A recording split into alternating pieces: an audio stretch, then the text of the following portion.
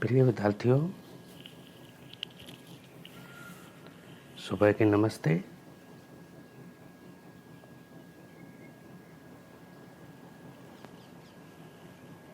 Online class में आपका स्वागत है।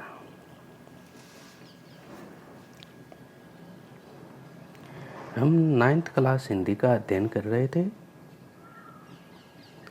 हमने अपने 3 अध्याय पूर्ण कर लिए हैं।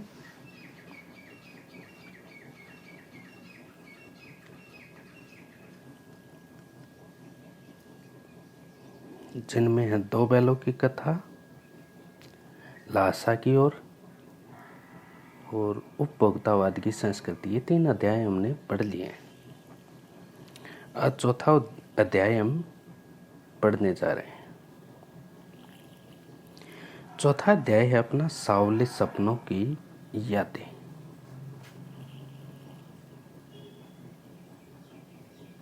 संस्मरण है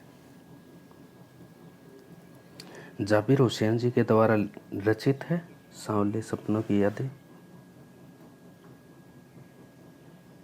सालिम अली, जो कि एक प्रकृति प्रेमी थे, पक्षियों से प्रेम करते थे। पूरी जिंदगी उन्होंने पक्षियों से प्रेम किया, पक्षियों का रखरखाव किया।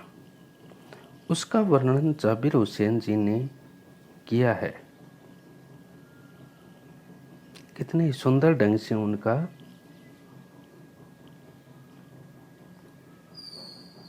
उनकी यादों का समावेश उन्होंने किया है।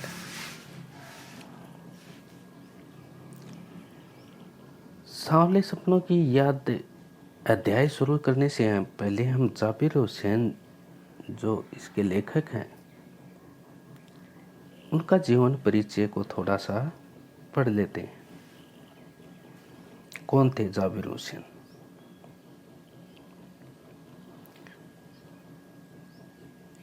जाबिर हुसैन का जन्म सन 1945 में गांव नौनही, राजगीर, जिला नालंदा, बिहार में हुआ था। वे अंग्रेजी भाषा एवं साहित्य के प्राध्यापक रहे। सक्रिय राजनीति में भाग लेते हुए सन 1977 में मुंगेर से बिहार विधानसभा के सदस्य निर्वाचित हुए और मंत्री बने। 1977 में बिहार से मुंगेर विधानसभा जो है, वहां से विधानसभा सदस्य निर्वाचित हुए और मंत्री बने। और सन 1995 से बिहार विधान परिषद के सभापति।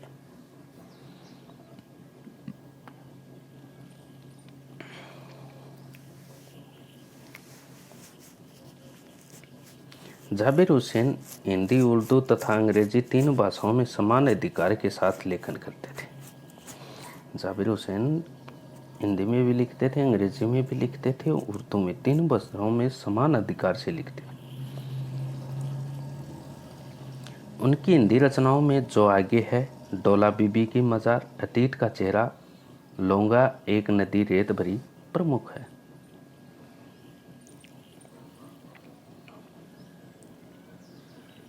अपने लंबे राजनीतिक सामाजिक जीवन के अनुभव में उपस्थित आम आदमी के संघर्षों को उन्होंने अपने साहित्य में प्रकट किया।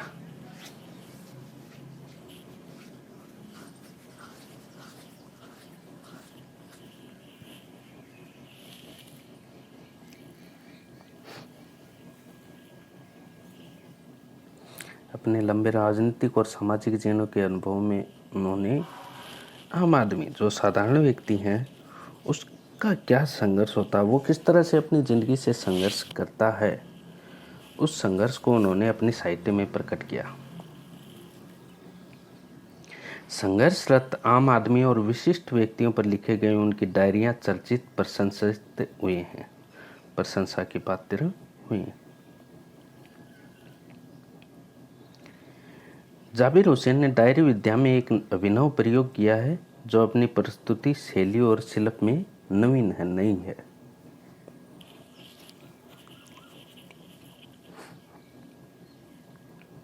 प्रस्तुत पाठ जून 1987 में प्रसिद्ध पक्षी विज्ञानी सालिम अली की मृत्यु के तुरंत बाद डायरी शैली में लिखा गया संस्मरण है। सालिम अली की मृत्यु से उत्पन्न दुख और अवसाद को लेखक ने सांवले सपनों की याद के रूप में व्यक्त किया।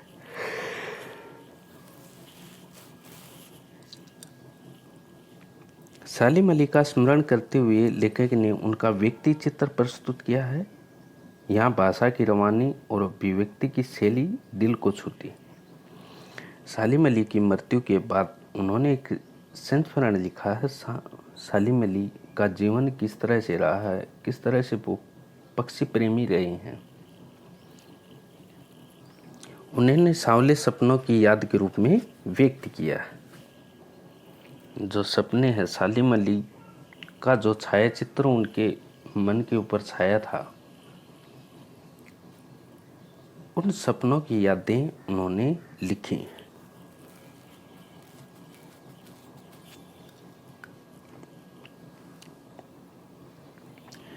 सांवले सपनों की याद।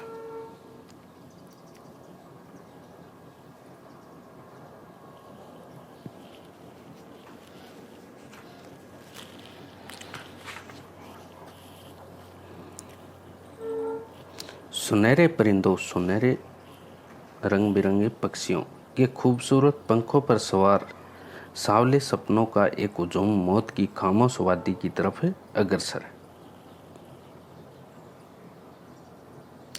सुनहरे पंखों के खूबसूरत पंखों पर सवार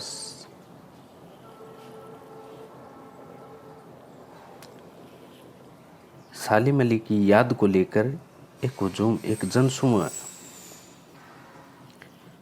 मौत के जो खामोश वादी है, जो चुपचाप मौन चलने वाली वादी है, उसकी तरफ अग्रसर है। कोई रोक टोक सके कहाँ संभव है, कोई इनको रोकने वाला भी नहीं है। इस हुजूम में आगे आगे चल रहे हैं सालिम अली, क्योंकि सालिम अली की तो मृत्यु हो गई है, इसलिए इस हुजूम में आगे आगे कौन है? सालिम अली।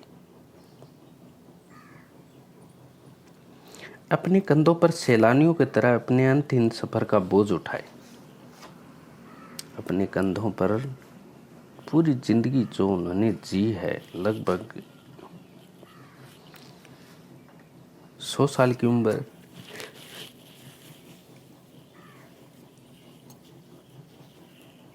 उन्होंने पाई है।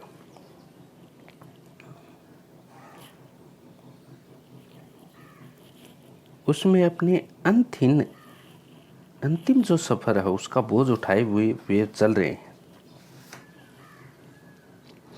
लेकिन यह सफर पिछले तमाम सफरों से भिन्न है, क्योंकि और यात्राओं में सफर यात्राएं और यात्राओं में तो व्यक्ति वापस आ जाता है, लेकिन इस सफर में, इस यात्रा में व्यक्ति का आना असंभव है।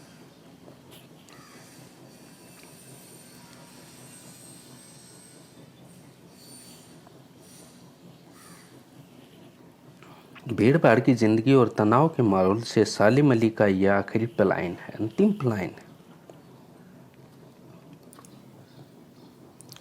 अब तो वो उस वन पक्षी की तरह प्रकृति में विलीन हो रहे हैं।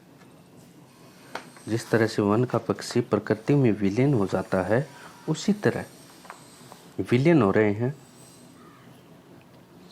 जो जिंदगी का आखिरी गीत गाने के बाद मौत की गोद में जा बसाओ। जीवन का अंतिम गीत गाने के बाद मौत की गोद में जा बसाओ। कोई अपने जिस्म की हरारत, जिस्म की गर्मी, जिस्म की उष्णता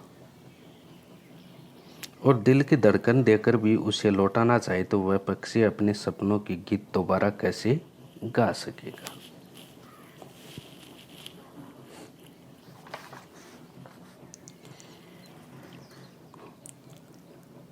देखिए, हम पढ़ते हैं हिंदी में होता है सप्रसंग व्याख्या। वो सप्रसंग व्याख्या क्या होती है? सप्रसंग में पुस्तक का नाम होता है, अध्याय का नाम होता है, लेखक का नाम होता है और उसमें क्या बताया गया है उसका वर्णन किया होता है। जैसे हम इन पंक्तियों की सप्रसंग व्याख्या करें तो सबसे पहले हम लिखेंगे सप्रसंग। सप्रसंग लिखने के बाद हम लिखेंगे यह अवतरण हमारी पाठ्य पुस्तक क्षितिज भाग फर्स्ट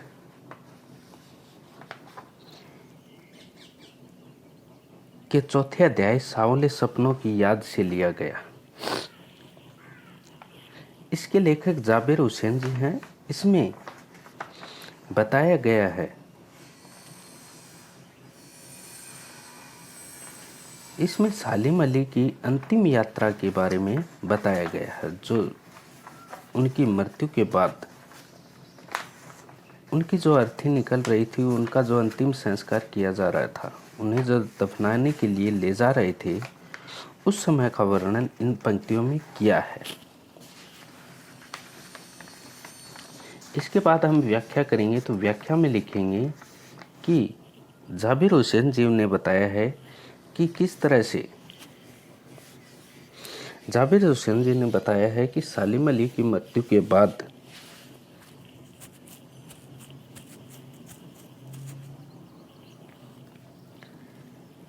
उनकी याद में अग्रसर,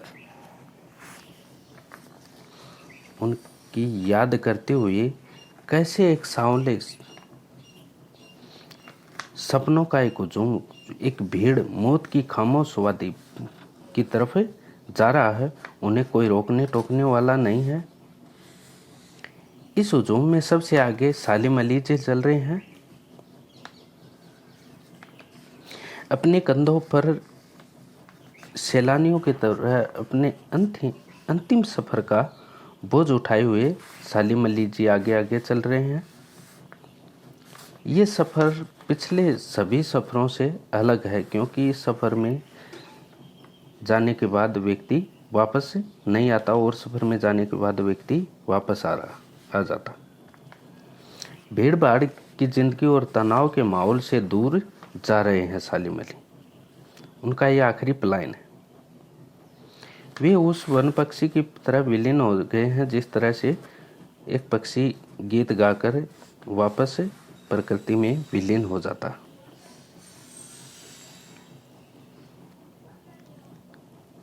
जो जिंदगी का आखिरी गीत गाने के बाद मौत की गोद में जा बसाओ। यदि कोई उसे अपने जिस्म की गर्मी और दिल की धड़कन देकर भी लौटाना चाहे तो वह पक्षी वापस नहीं आ सकता। वह पक्षी दोबारा कैसे गीत गा सकता है? यानी कि कोई व्यक्ति अपने जिस्म की गर्मी और दिल की धड़कन देकर भी उसे जिंदा करना चाहे तो वो जिंदा नहीं हो सकता।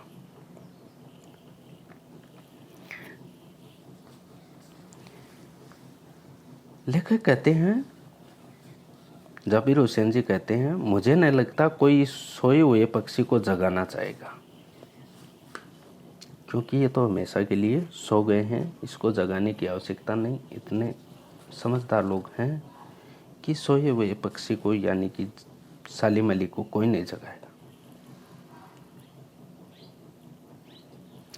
वर्षों पूर्व खुद सालिम अली ने कहा था कि लोग पक्षियों को आदमी की नज़र से देखना चाहते हैं।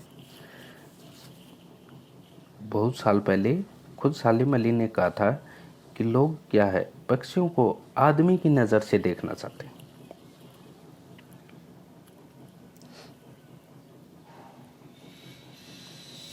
ये उनकी भूल है। ठीक उसी तरह जैसे जंगलों और पहाड़ों, झरनों और आबशारों को वो प्रकृति की नज़र से नहीं, आदमी की नज़र से देखने को उत्सुक रहते हैं। ये उनकी भूल है। ठीक उसी तरह उनकी भूल है जैसे जंगल और पहाड़ों को झरनों और आबशारों, पानी के जो स्रोत हैं, निर्जल जो बहने वाले हैं झरने, उनके लिए कहा गया को वे प्रकृति की नज़र से नहीं बल्कि आदमी की नज़र से देखने को उत्सुक रहते हैं।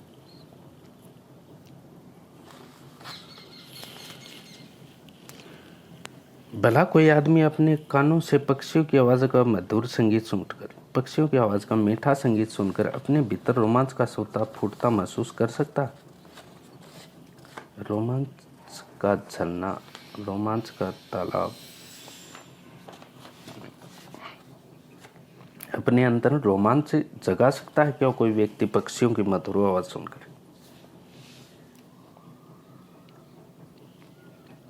एहसास की ऐसी ही एक ऊपड़ खापड़ जमीन पर जन्मे मिथक का नाम है सालिम अली। एहसास की ऐसी एक ऊबड़ खाबड़ जमीन पर जन्मे थे जो जंगलों, पहाड़ों, झरनों, पशु पक्षियों सबसे प्रेम करते थे, और उस मिथक व्यक्ति का नाम है सालिम अली। मिथक का अर्थ होता है प्राचीन कथाओं का तत्व जो नवीन स्थितियों में नए अर्थ का वहन करता है। यानी कि पुरानी जो कहावतें हैं उनमें नए अर्थ का वहन करता है, उसे मिथक कहते हैं। जाबिर हुसैन जी कहते हैं, ये तो मुझे पता नहीं कि इतिहास में कब कृष्ण ने वृंदावन में रासलीला रची थी, कि इतिहास में कब कृष्ण हुए हैं और कब उन्होंने रासलीला रची थी। और जो शोकग्रस्त जो गोपियां थी उनको अपनी शरारतों का निशाना बनाया था। कब माखन भरे बांडे फोड़े थे, यानी कि जाबिर हुसैन जी कह रहे हैं कि ये तो मुझे पता नहीं कब कृष्ण ने वृंदावन में रासलीला रची थी, कब उन मुक्त गोपियों को अपनी शरारतों से निशाना बनाकर उन्हें हंसमुख किया था, कब उन्होंने माखन से भरे बांडे फोड़े थे और दूध झाली से अपने मुंह भरे थे, कब वाटिका में छोटे छोटे किंतु घने पेड़ों की छांव में विश्राम किया था, कब दिल की धड़कनों को एकदम से तेज करने वाले अंदाज में बंसी बजाई थी, और पता नहीं कब वृंदावन की पूरी दुनिया संगीतमय हो गई थी। यानी कि लेखक श्री कृष्ण की रासलीला का वर्णन करते हुए कहते हैं कि पता नहीं कब श्री कृष्ण ने वृंदावन में रासलीला की थी, कब उन उदास मायूस गोपियों को हंसाया था, कब उन्होंने मटके फोड़े थे, कब अपने मुंह पे दूध छाली से अपने मुंह मरे थे, कब उन्होंने घने पेड़ों में, घने वृक्षों में, बगीचों में विश्राम किया था, कब उन्होंने दिल की धड़कन को तेज करने वाली बंसी बजाई थी, कब उसकी तरफ गाय दौड़ी आती थी, कब उसकी तरफ सभी ग्वाले आकर्षित हो जाते थे, कैसे उनसे पूरी वृंदावन नगरी खुश थी, ये तो मुझे पता नहीं। और पता नहीं कब वृंदावन की पूरी दुनिया संगीतमय हो गए थे, पता नहीं ये सब कब हुआ था। लेकिन कोई आज भी वृंदावन जाए तो नदी का सावली पानी उसे पूरे घटनाक्रम की याद दिला देगा। ये तो मुझे पता नहीं कि कब कृष्ण लीला ने वो रास लीला रची थी, लेकिन कोई भी व्यक्ति आज जब वृंदावन जाता है और उससे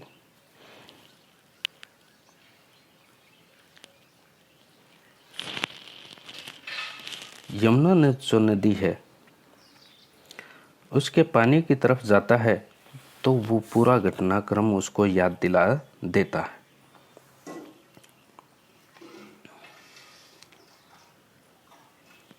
हर सुबह, रोजाना सुबह सूरज निकलने से पहले जब पतली गलियों से उत्साह भरी भीड़ नदी की ओर बढ़ती है तो लगता है जैसे उस भीड़ को चढ़कर अचानक कोई सामने आएगा।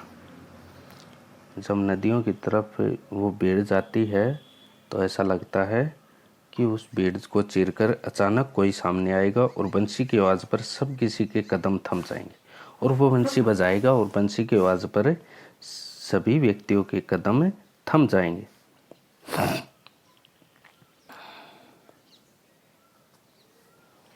हर शाम सूरज ढलने से पहले जब वाटिका का माली सैलानियों को हिदायत देगा तो लगता है जैसे बस कुछ ही क्षणों में वो कहीं से आ टपकेगा और संगीत का जादू वाटिका के भरे पूरे माहौल पर छा जाएगा। पता नहीं कि श्री कृष्ण कब आ जाएंगे, ऐसा लगता है, ऐसा जीवंत उदाहरण वहाँ देखने को मिलते हैं।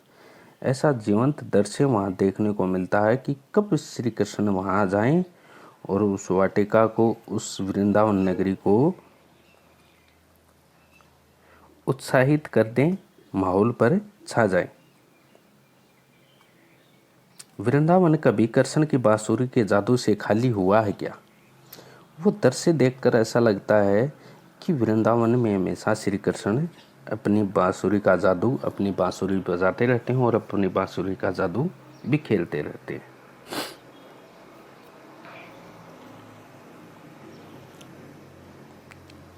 मिथ को ही दुनिया में इस सवाल का जवाब तलाश करने से पहले एक कमजोर काया वाले उस व्यक्ति पर डाली जाए जिसे हम सालिम अली के नाम से जानते हैं। मिथकों की पुरानी कथाओं की जो नई यादें, नई युग में पुरानी यादें ताज़ा कर देती हैं, उस दुनिया में इस सवाल श्री कृष्ण की बाल लीलाओं, रासलीला जो की थी, उसका जवाब तलाश करने से पहले एक कमजोर काया वाले उस व्यक्ति पर डाले जाए जिसे लेकर कहते हैं हम सालिम अली के नाम से जानते हैं। उम्र को सती 100 साल तक पहुंचने में थोड़े ही दिन तो बचे रहे थे।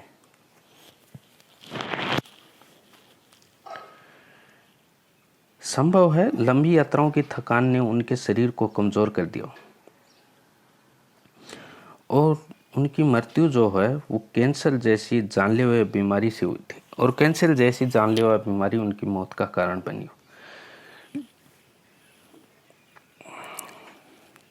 लेकिन अंतिम समय तक मौत उनकी आंखों से वह रोशनी छीनने में सफल न हुई जो पक्षियों की तलाश और उनकी हिफाजत के प्रति समर्पित थी। सालिम अली की आंखों पर चढ़ी दूरबीन उनकी मौत के बाद ही तो उतरी थी।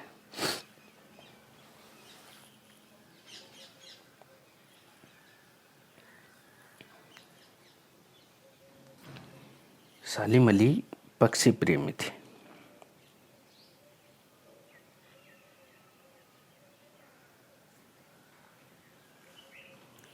सौ साल की उम्र हो गई थी, 100 साल की उम्र के लगभग वो पहुंच गए थे और इतनी लंबी उम्र वो एक जगह से दूसरी जगह जाते रहते थे, पक्षियों के बारे में अध्ययन करते रहते थे। पक्षी प्रेमी थे वो, पक्षियों से अत्यधिक प्रेम था उनको।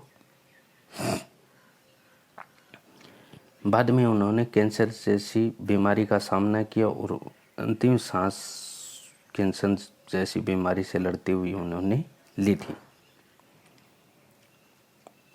लेकिन मौत उनकी आंखों से वो रोशनी नहीं छीन सकी, उनकी आंखों से वो दूरबीन नहीं हटा सकी जो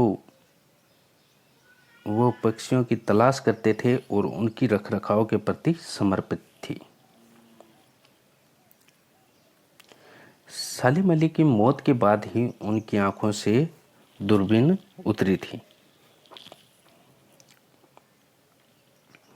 उन जैसा वर्ड वाचर, पक्षियों को समझने वाला, पक्षियों को पढ़ने वाला शायद ही कोई हुआ हो। लेकिन एकांत के क्षणों में जब अकेले होते थे सालिम अली, तो वो बिना दूरबीन भी देखे गए। एकांत क्षणों में सालिम अली बिना दूरबीन भी देखे गए।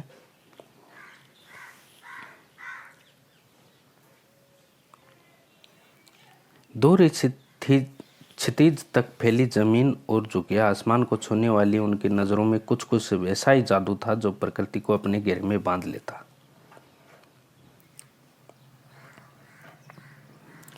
सालिम अली उन लोगों में थे जो प्रकृति के प्रभाव में आने के बजाय प्रकृति को अपने प्रभाव में लाने के कायल होते थे। सालिम अली प्रकृति के प्रभाव में नहीं आते थे, प्रकृति को अपने प्रभाव में लाने की कोशिश करते थे।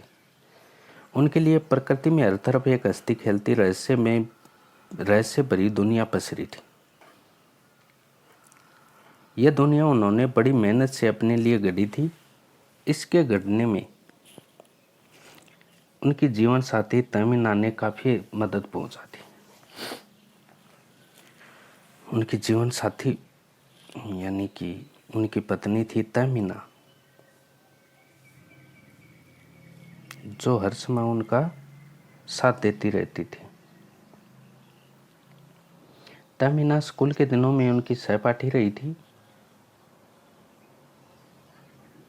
और सहपाठी के चलते चलते उन्होंने शादी कर ली थी।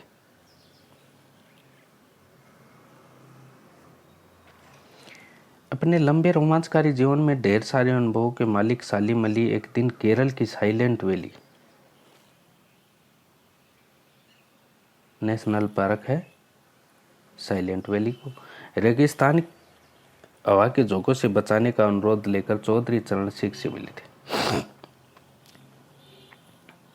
चौधरी चरण सिंह उस समय प्रधानमंत्री थे। चौधरी साहब गांव की मिट्टी पर पड़ने वाली पानी की पहली बूंद का असर जानने वाले नेता थे, यानी कि वो भी प्रकृति प्रेमी थे, पर्यावरण को हर संभव बचाने की कोशिश करते रहे।